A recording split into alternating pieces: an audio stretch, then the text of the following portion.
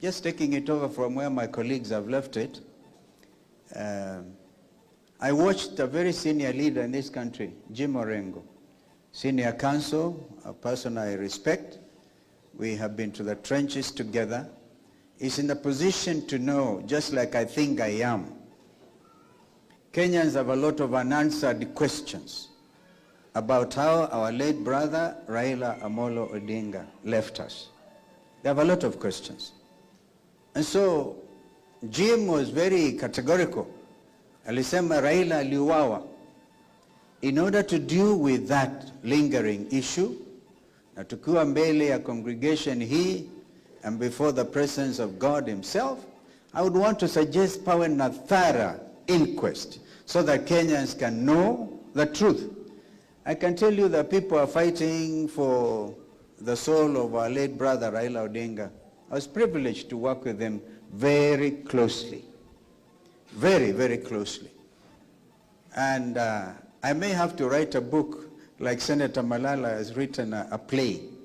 Malala likes to write plays, but I think I'll write a book. Because we'll have to place on record for future generations so that Kenyans will live freely in a democratic country, as envisioned under Article, I think, 1 or 2, we have multi-party democracy, Constitution 2010, na urithi wa kamili ambao alituachia mzee Kibaki. And as you know, I was privileged to serve under him. He allowed people to work. Kibaki never taught us to steal from our people. Kibaki slept the gentleman of Kenyan politics. But what are we seeing today? Look at the papers everywhere. Everywhere. Who is benefiting from all these cartels? We are a country led by cartels. But what the mood is, Mheshimiwa CS Matiang'i, the mood is revolutionary. Kenyans can't even wait. A lot of them have just come from the United States. And people are saying, even this advantage you are giving William Ruto, one term, we are being very generous. The country cannot wait. Kuendelea watoto is not enough. Kwamba jinsis waliuawa. Now we are almost in the month of March. And what William Ruto and Raila had even put in writing, and I have it on authority of Senator Sifuna himself, because Secretary General of ODM, kwamba the 10 points ambazo walielewana, some of which were drawn from the NADCO report, nothing has happened. And even if we were to begin to say, wapeane kazi hii kwa national institution dealing with this matter, which is Kenya National Human Rights Commission, which is what should have been charged with that responsibility in the first place. Now there's no time. They will then begin to say, okay, huyu na huyu haphazardly wapatiwe 100,000, 2 million. How about the businesses which were ruined in the central business district of Nairobi? My friend, you know you have been MCA forever. MCA forever. Kama kuna mtu ajui kupoteza kura, ni huyu rafiki yangu Kados. Kados, right? Yeah, you agree with me, the city center is not a place to do business. It's a place inhabited by police-assisted goons. Wahuni, ambao wamepatiwa mamlaka na serikali ya William Ruto. I will be very careful, Mheshimiwa CS, tukienda huko Kisii kesho, nikubali or not address William Ruto as Mr. President. People are tired. Watu wamechoka. Watu wanataka, this is revolution time, and this revolution itakamilika on or before or during or before 2027, next year. Because that is the mood. That is the mood that Matiang'i was talking about. Kwa hivyo nyinyi wa kanisa, I want to challenge all of us to stand up for Christ. Remember the militant song, stand up for Jesus, ye soldiers of the cross. Lift high his royal banner, it must not suffer. The time is now. I mean, the battle yenyewe imeletwa ndani ya kanisa. And the church, in fact, I would have expected that when we went to visit Inspector General Kanja, the church leadership should have joined us. Dress properly, say we will not accept what happened at Witima, ACK Church. We can't understand what happened in Mwiki. We will not accept it. And to say enough is enough. Lakini tusipofanya hivyo, I want you to know the youth of this nation have decided to take their country back. And if we are not careful, wataichukua na sisi tuwachwe kwa madhabahu na wako kule, because they have the impatience. They have the impatience. And they are concerned about integrity. Even in church, integrity everywhere. And I want to finally suggest, Mother is very clear, and my brother Matiangi, and I think all of us, tulienda kwa IBC, tukaketi na wao. After that, Mother wrote a letter on our behalf, which we took to Inspector General of Police. But we have since discovered Inspector General of Police cannot do anything. That fellow needs prayers. Aombewe tu, because his mikono yake imefungwa na miguu na CS for interior.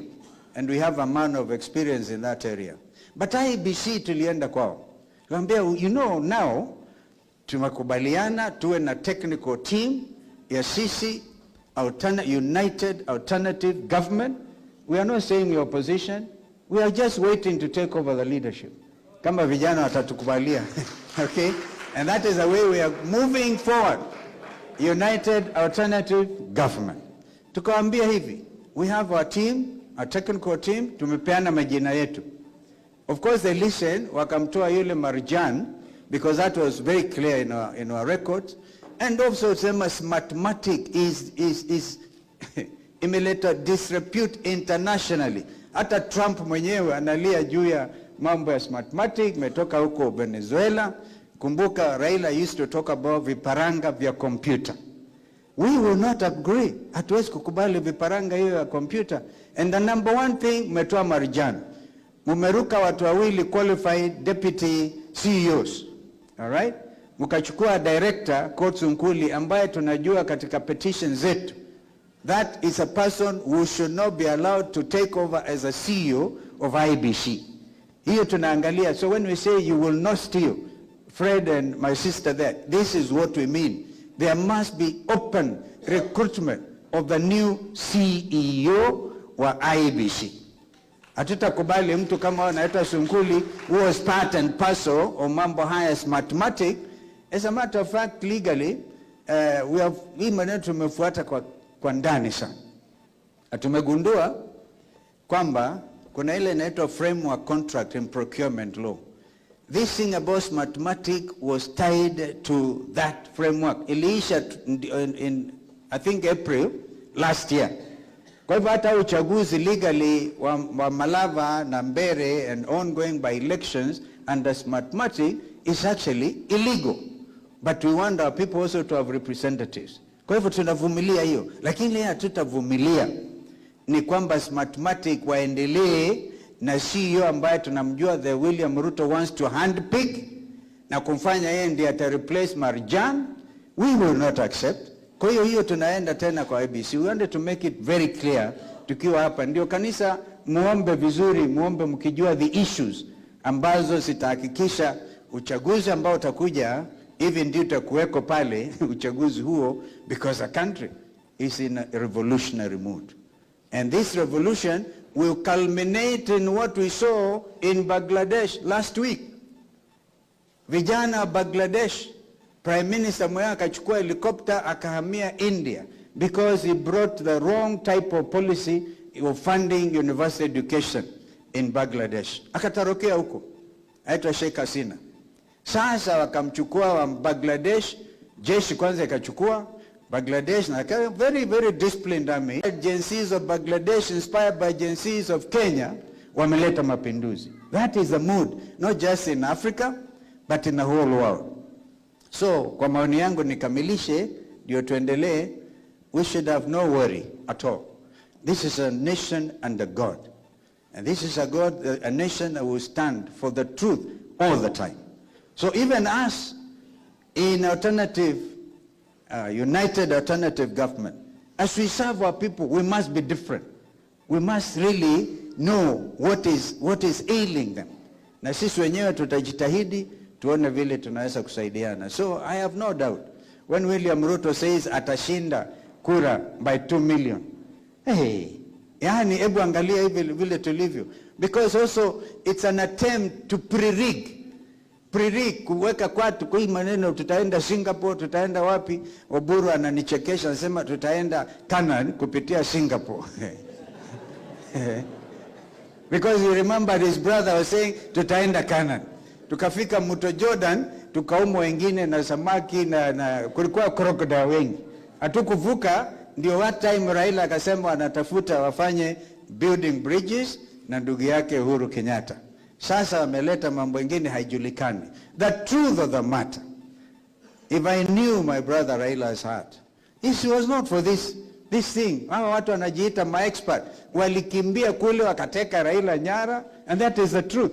And you Senator Kitui and Senator Sifuna know what we ordered both you and Sifuna tukiwa na Raila on what you should do. Kwa hivyo ukweli utatokea. And the truth is, lazima pia ukweli tujue what killed our brother Raila Amolo Odinga.